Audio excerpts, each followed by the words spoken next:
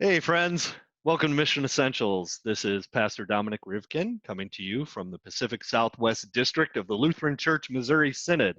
I serve as your mission executive, which is a big title that basically just reveals the fact that I love the mission of God. And I love when I can meet with leaders and talk to leaders about that mission and how God's been interacting with them in the missions that they have in their particular area. So today I have a really special guest, and my special guest is Mark DeYmaz, and Mark serves at Mosaic Church of Central Arkansas, a multi-ethnic and economically diverse church where he has this big percentage of Black, white, Hispanic men, women, more than 30 nations, it says, that walk and work together and worship God as one family of faith. But Mark is really dedicated to helping establish multi-ethnic, economically diverse, and socially just churches for the sake of the gospel in the 21st century. And I've just been captured by Mark's books. He's written 7 of them. And building a healthy multi-ethnic church is just kind of a standard that we all started reading back in 2006, 2007. Disruption, repurposing the church to redeem the community, and his latest book, The Coming Revolution in Church Economics. So I want you to welcome Mark DeYmaz. And how you doing, Mark? Great, Dominic. Thanks so much for having me. Yeah, your hair looks great. Your COVID hair. My COVID hair, that's right. I love it. We were talking about that. I think at the time we're making this recording, I don't think it's been cut for 4 or 5 months. And I told my wife at 58 years old, I'm going for it. This is it. This is it, man. I'm going to keep going until I can't stand it. And or others can't stand it, one of the two. But yeah, it's great to be with you. So our next video will be Mark DeYmaz with a man bun, and that'll be awesome. But what we're going to talk about today is, Mark, and you're seeing it probably in Arkansas, just like we're seeing here in Southern California, that the COVID reality for churches is really challenging economically. And what captured me again about your work, especially in your latest book, That Coming Revolution in Church Economics, is how could we look at church economics a little bit different given our reality? So I just thought I'd give you a chance to share with the people a little bit about that. Yeah, well, we published that book, Baker did, in October of 2019. It actually builds upon a chapter in the Thomas Nelson book, Disruption, you referenced earlier in 2017. And of course, we've been practicing it here in the urban center of Little Rock for well over a decade, many, many years. That is, in a sense, generating sustainable income, getting beyond tithes and offerings, in other words, to create multiple streams of income by which we can fund our work. We learned early on, planning a multi-ethnic, economically diverse church in the heart of the urban center of Little Rock, 2001, we learned very quickly that the more people that joined our church, it cost us money.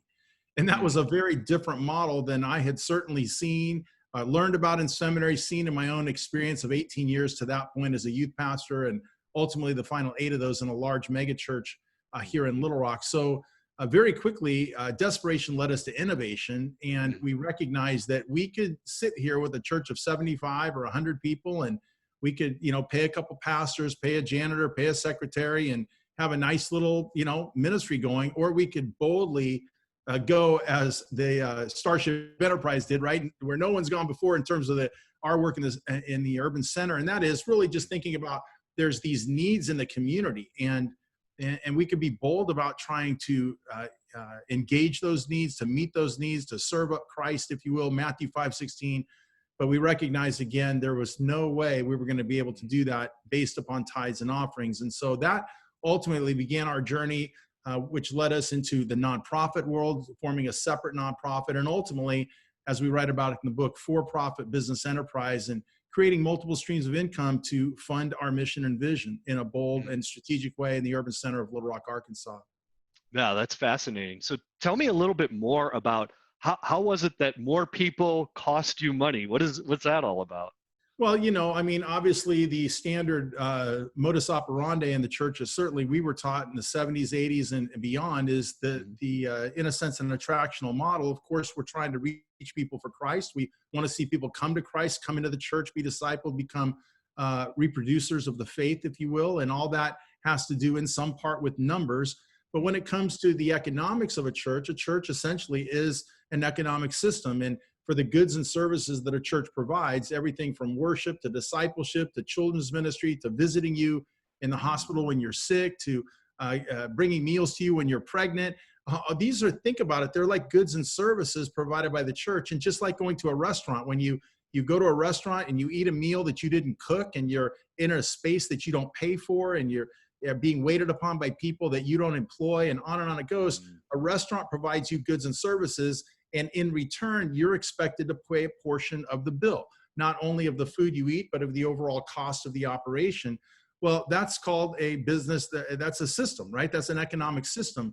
And in a sense, the church is the same way. We don't typically think about it. We don't even like thinking about it or talking about that way. But when you really think about it, we provide goods and services, and the traditional way that the bill, if you will, is tithes and offerings, right? That people are expected to put in tithes and offerings to sustain the work of the church and these goods and services that are being provided not only for the congregants, but in terms of reaching the world for Christ, the community, and beyond. So tithes and offerings is the standard way by which for the last 50 years and maybe even longer, churches have been funded. And when it comes to numbers, then the whole thing is the more butts in the seat, if you will, the more bucks in the offering plate.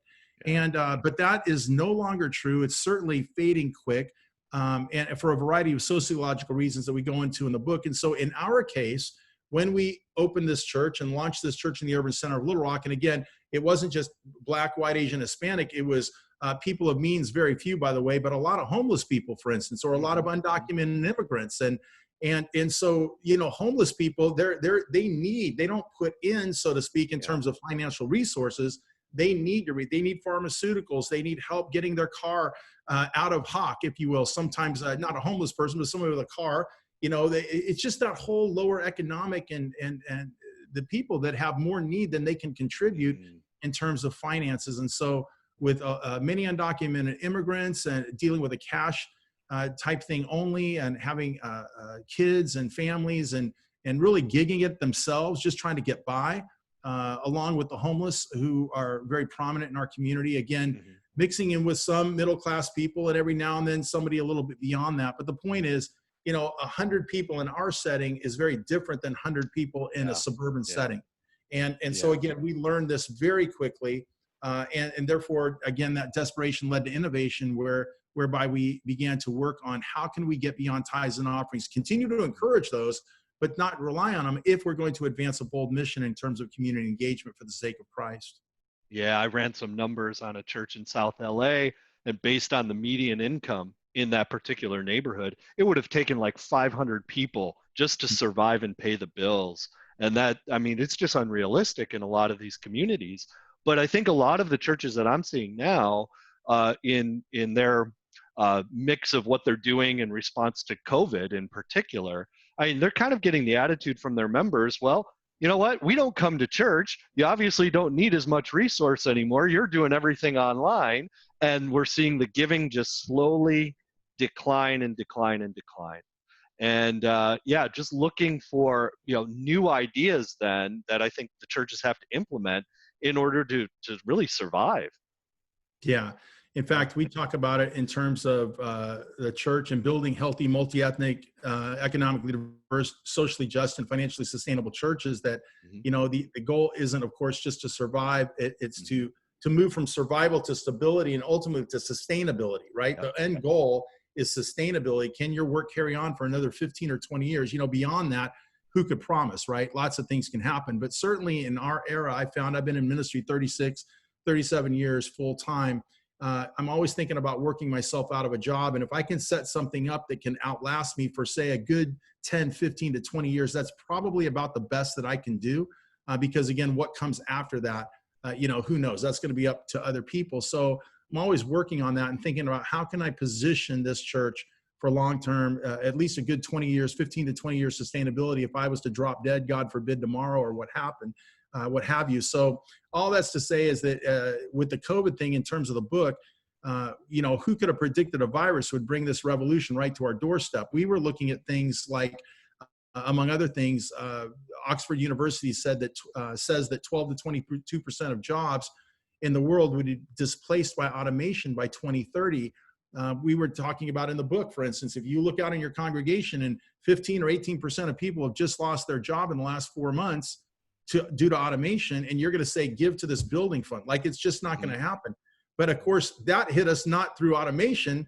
It got accelerated by 10 years through a virus called COVID. And so as you are talking about, and we're seeing this all over the country, in fact, one company that works a lot in the economic space said that about 20% of churches are going to do better. They're going to come out of COVID stronger than they went into it. 30% or so are going to be about the same, and 40 to 50, like you said, are really struggling.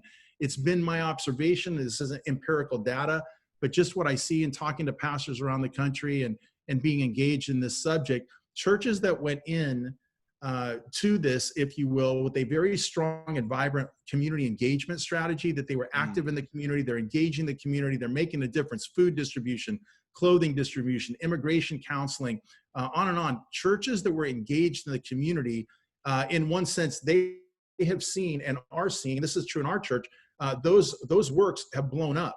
Like, just an example, for instance, our food distribution was already the largest in Little Rock, third largest in Central Arkansas. In fact, 67% of our zip code depends on our church for 3 to 4 days of groceries every month. That was true prior to COVID, and we did that on 1 day a week. Now we're out there 5 days a week, not only in terms of location, that is the fix, but we have a partnership with the city, a city bus, and we export food to food deserts, and 17 food deserts in Little Rock. We were doing that 1 to 2 days a week prior to COVID, now 5 days a week, and many, many partnerships, because a number of foundations and people looked and said, who is doing the work that we can throw resources at? And so all that's to say, if you were already engaged, you're likely seeing your work grow. And even in terms of numeric count, the idea how many people come to church anymore, like, I've thought about that for many years and written about it, but no, it's how many people are engaging and serving. And so when you can show yourself to be vibrant, it attracts resource, both Christian and, if we could say it like this, secular, government, whatever. But if you're not in that space right now, yeah, you're probably hurting. And there's a way to get involved, and maybe we can talk about that here in a little bit. Well, yeah, and I think that's really the point, because it sounds counterintuitive. Get more involved, do more things in your community when you're already sort of reeling economically. But your book really points out that there are avenues for revenue that maybe you can't access just from a church standpoint. So why don't you talk a little bit about that, about the value of like a community development corp? Yeah, for sure. Well, Dominic, we talked about it in the book, both in Disruption and the economic, church economics, think about this. Think about your church like an NFL football team, right? Or an American football team. Every American football team is actually a team of teams. So we might talk about, my team, I grew up in Oakland, right? So they'll always be the Oakland Raiders to me, all right? Oh, I know they're in Las Vegas now, but I got to tell you. So you think about the Raiders, right? So we say, oh, the Raiders, that's our football team. But that team is actually made up of 3 teams, if you think about it, right? Offense, defense, and special teams. Those are 3 separate teams, and each of those teams actually play a separate game.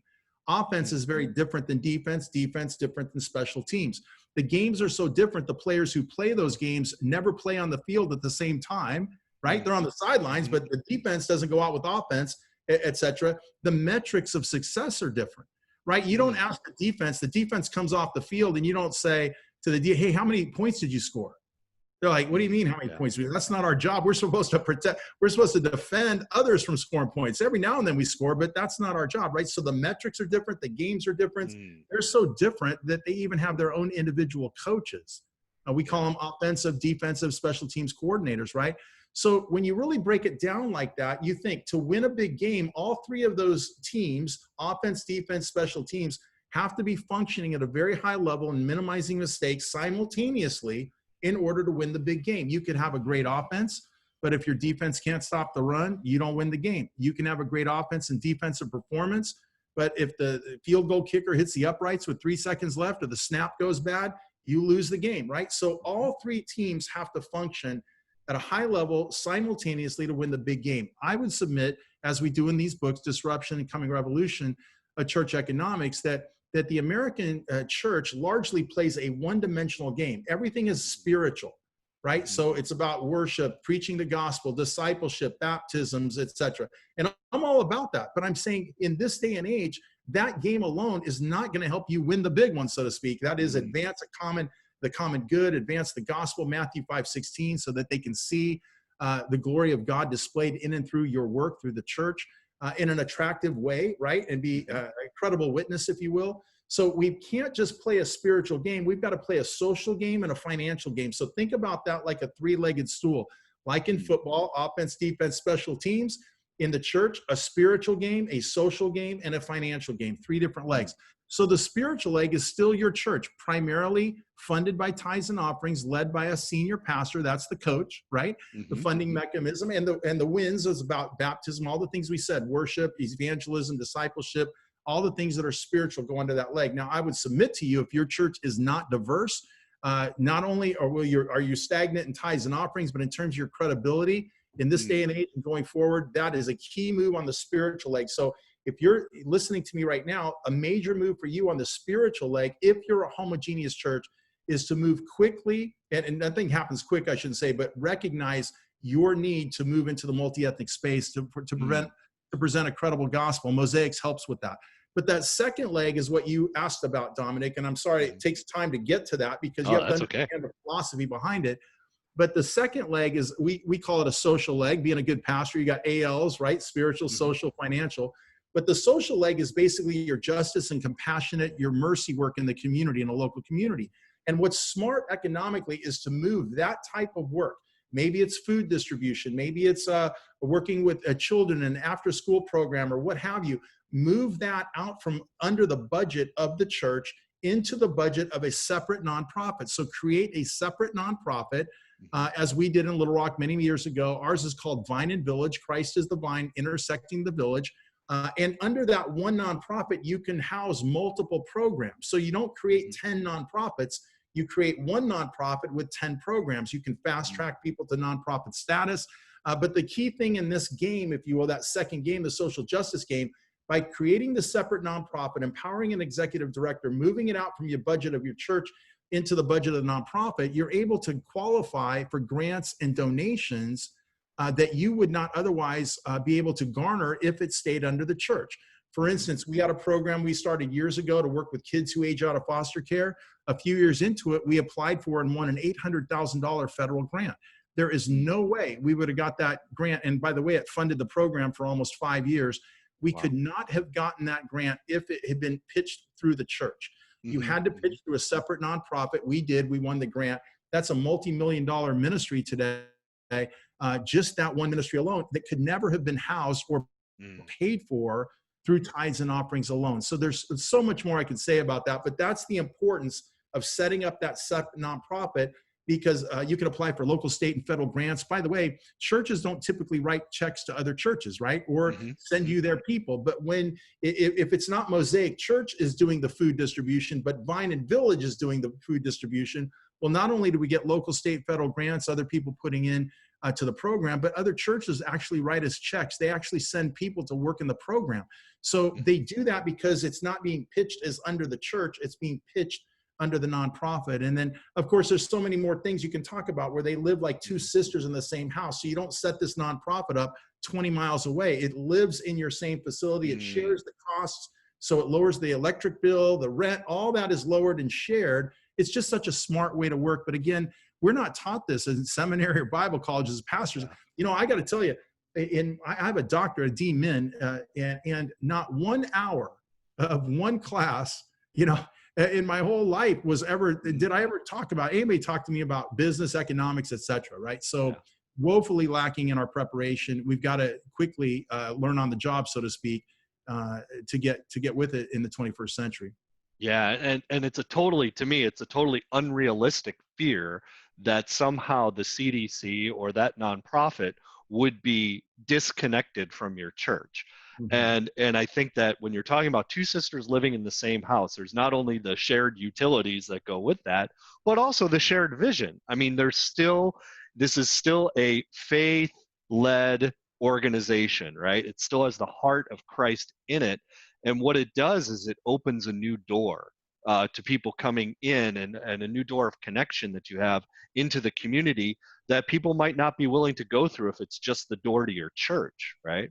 Yeah, absolutely. In fact, if you came to the people of Mosaic and you said, Does your church do anything like in the community? Are you serving? Are you engaged? Is your church active in the community? And they'd go, oh yes, we are. And they would tell you about chess programs and immigration and food distribution.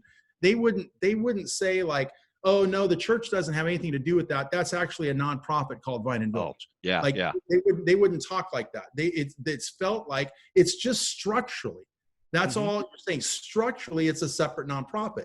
But in terms of, like you said, Dominic, the vision, the mission, the shared relationship, all that feels like the church doing it, right? But structurally, you have a system whereby you can appeal for grants, donations, get other people involved that wouldn't otherwise be involved with the local church, and you can just expand that ministry. I think right now we have about 11 or 12 current programs in the nonprofit. Wow. Again, you could never house all those under tithes and offerings alone on the budget side of a church. So it's a smart play, and that's the second leg. And of course, the book, Coming Revolution of Church Economics, defines all that, as does Disruption. But really, the new book is all about that third leg, which we really haven't talked more about yet. But that's that financial, that for-profit business side, leveraging the assets of a church to generate sustainable income, even while you're blessing the community. Yeah, absolutely. And this is the most exciting thing to me, because having come from the mission development world in the inner city and seeing so many different opportunities to start for-profit businesses that then also feed the economic engine of the church as kind of a separate, like you say, third leg of the stool. So talk a little bit more about that. Yeah, well, it just starts with the basics of church economics. What is church economics? I know you've probably heard of Dave Ramsey and Financial Peace University. You heard about generosity. This is a completely separate category we've introduced to the American church called church economics. So what is it? Simply put, it's leveraging church assets to bless the community and at the same time generate sustainable income. That's essentially the definition. What are the assets of a church? People, money, and buildings. How do we leverage people and their connections, money that we have and or that we can aggregate, as well as our land and facilities? How can we leverage these assets, again, to bless the community, to advance the common good, the gospel of Jesus Christ, economic justice, all the things that will win people to Christ that people are looking for in a day where demonstration more than proclamation is how what advances the gospel.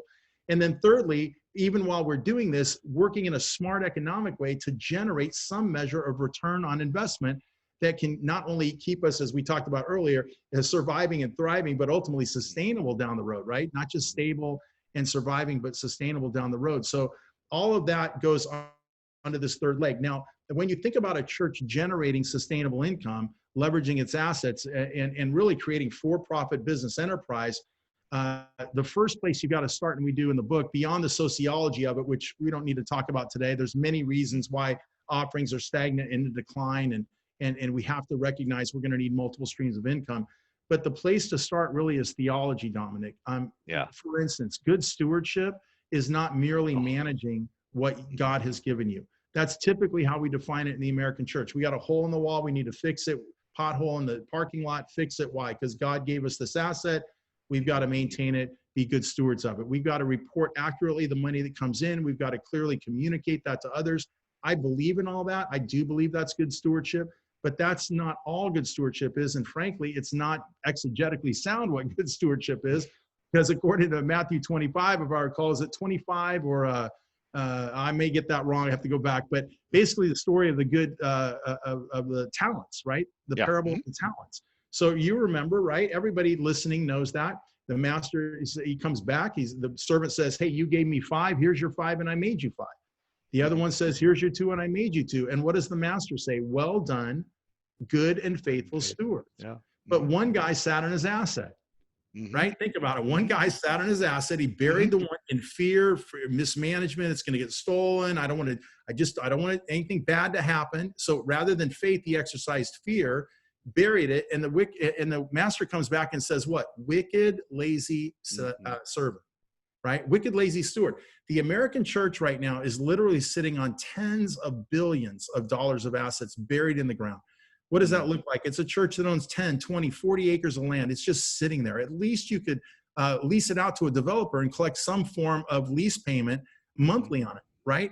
It's a church with $2.5 million endowment in the bank, 65 people going to church. Nobody's getting saved. The community's not being touched, but those 65 people are totally proud of the fact that they have a $2.5 million endowment in the bank, right? Mm. It's buildings that sit literally empty from Sunday or from Monday to Saturday, Sunday, that could at least be rented or thought differently about. So all that's to say is that we have these assets that are sitting there buried in the ground. Would Jesus say to us, wicked, lazy slave?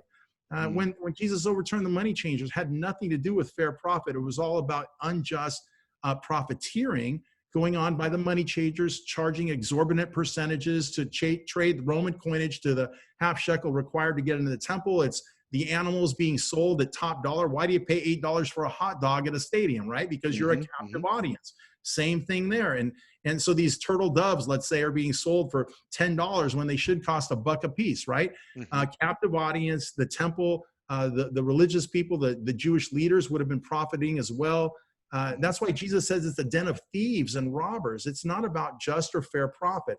So in our book, we talk about benevolent ownership. How do we generate income, let's say through rental of our facility, but we're not charging top dollar, but we're not just giving it away either, because if you keep giving everything away for free, you're not going to be here in 10 years, right? So we have to start with good theology, as I'm just quickly just sharing all that's in the book, and then building on that strong theology, understanding what faith is and how to exercise it. For instance, a lot of people are going to say to you, when you start talking about the church generating income, somebody's going to say, Pastor, just preach the gospel.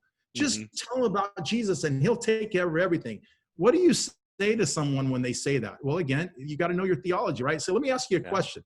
You ever gone to a doctor?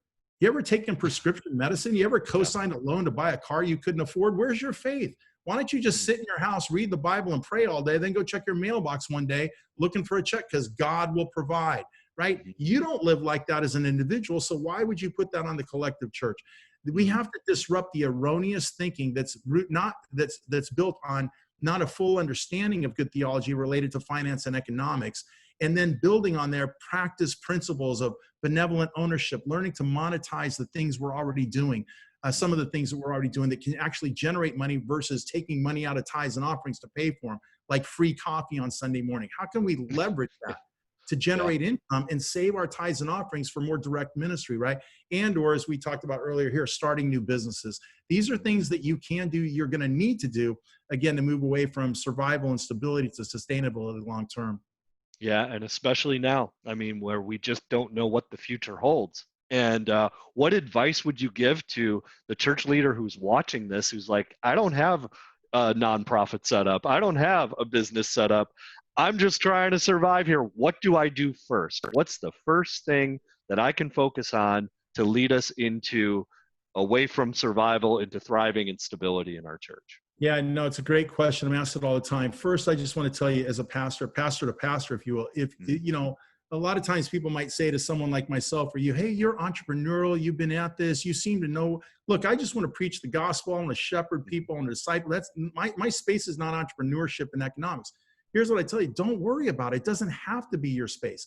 You just have to understand the macro, the vision, if you will, like the book lays out, right? Or listen to something like this, but you got to get your head around where we're at sociologically and also the theology, as we just talked about. The men of Issachar understood the times and knew what was right to do.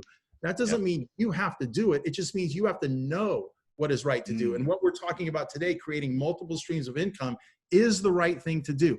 In fact, job creation, helping to reduce crime, repurpose abandoned property, this is what gets the attention of the lost. So all that's to say, number one, free yourself of the burden that you've got to add to your plate.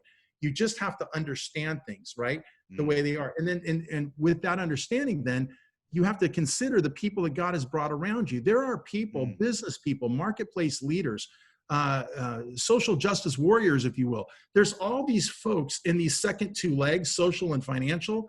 They're just sitting there waiting to be co-owners with you, if you will, of the church, right? And what do I mean by that? Typically, pastors look at marketplace leaders, for instance. Number one, we're threatened by them. Maybe they got a good company, they employ people, they're making a lot of money. So we don't quite know how to interact with the business side. So often pastors are threatened by successful business people.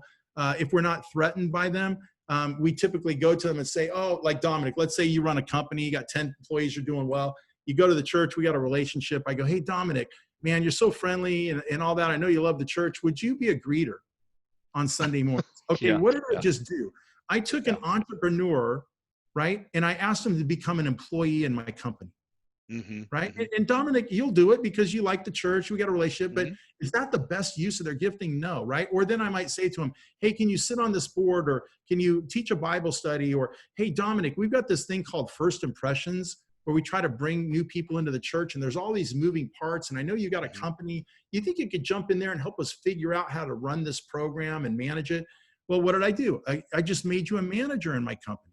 Yeah. And so this is so underutilizing these people. You go to these people and you say to them, hey, Dominic, I got free coffee, $3,000 a year or $5,000 a year walking out my front door, Mm-hmm. and where does that money come from? It comes from tithes and offerings. But I got children in VBS in the summer, or youth that need scholarships to camp, but we're spending $5,000 a year walking out our front door on free coffee. Do you think you can get into that space and figure out how we might be able to monetize? Maybe we could sell some biscuits, but somehow where we could generate that 5,000, we're still giving away the free coffee, but we're generating the profit to pay for that, so that tithes and offerings given as unto the Lord can go to direct ministry, right? You give that assignment to a marketplace leader. You see what I'm saying? And they will sit up on their chair. They are ready to go. And they can think about that, and they can put that together in 3 months. It might take you 3 years, and even then you couldn't do it right. So here's my point to answer your question. Don't, as a pastor, feel you've got to do this. You just have to know what is right to do, and then move into that, lean into that space to empower others, to bring others alongside, and in a sense, co-create with you, right? To become co-creators in the entrepreneur space. Teach them these things, get the book, do a study with them, make sure everybody's on the same page about building out these 3 teams, putting people into the right positions, right seats on the bus, freeing them up to do this. And then you kind of like as the head coach of the team. So maybe you're still focused on the spiritual leg, but you've got your hand in these other parts. You're overseeing, you empower people into these positions, and then you're running the team, if you will, as a head coach or general manager, but you're not necessarily the defensive coordinator or the special teams coordinator, if I can go back and use that analogy, right? So, and the last thing I'd say is this again, and I started there earlier. I always, you got to finish. It's all about theology. You've got to know and think deeply from a theological level about the things we said. I've given you things to think about in terms of what is actual faith and partnership with God. What is stewardship really, right? What was Jesus doing when he overturned the tables? It's not at all about fair profit. It's unjust economics. And if we can leverage the assets of our church in practice and advance just economics, I believe that is the evangelistic strategy of the 21st century. I alluded to it earlier, that in the 20th century, you could proclaim the gospel. You brought Billy Graham to your city. He proclaimed the gospel and people got saved. You went to the beach and you shared the 4 spiritual laws with people, and it made logical sense, or you gave more than a carpenter, or evidence that demands a verdict. So proclamation. But in the 21st, words don't mean anything. They want to see it. This is the Matthew 5:16 century, right? Let them see your good works.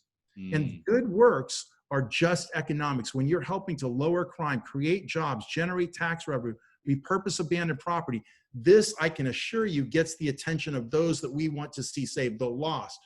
Because if it's just Jesus without justice, if it's just about us and not them, no one is listening to that in the 21st century. And I think we're all to the point where we understand we are saved by grace through faith and not by the works. The works are fruits of the faith. And like Paul says, the peace of Christ that's dwelling within us, right, is to call us into being one body, a thankful body, that are restored to being good stewards of the creation that God has given us. To which he said to Adam and Eve, right, be fruitful and multiply. Not like go and stay the same and like the two of you will be fine, right? Be fruitful and multiply. And that's really what we're all about. So this was just an awesome experience, Mark, to hear you outline the book. And I want to offer to everybody who's listening that you want to do a study of disruption or the coming revolution in church economics at your church, go ahead and pull that group together like Mark is saying. Pull together those business leaders, those who are in your congregation who want to explore this with you, and you want to pull them up on a Zoom meeting, we'll all do it together. Totally willing to do that. But this is the time to start to think differently. This is the time to move from just being stable to being sustainable long term in our mission, in our ministry. So I just want to thank you, Mark. Thank you so much for taking the time to meet with me and to talk. Yeah, Dominic, honor to be with you. And thanks so much. And again, to all people listening, mosaics.info, mosaix.info.